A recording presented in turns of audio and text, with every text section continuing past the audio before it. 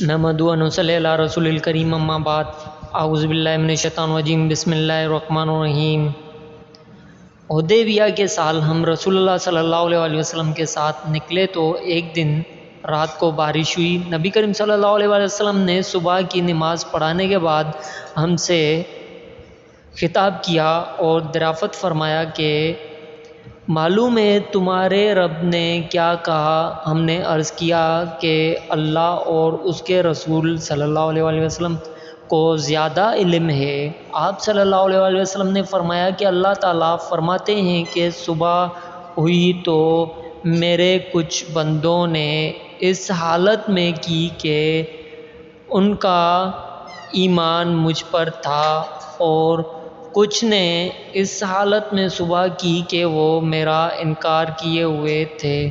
تو جس نے کہا کہ ہم پر یہ بارش اللہ کے رزق، اللہ کی رحمت اور اللہ کے فضل سے ہوئی ہے، تو وہ مجھ پر ایمان لانے والا ہے، اور ستارے کا انکار کرنے والا ہے۔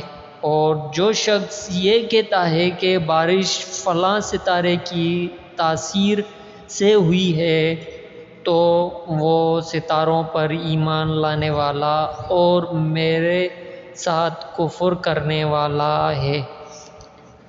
صحیح بخاری حدیث نمبر 4147۔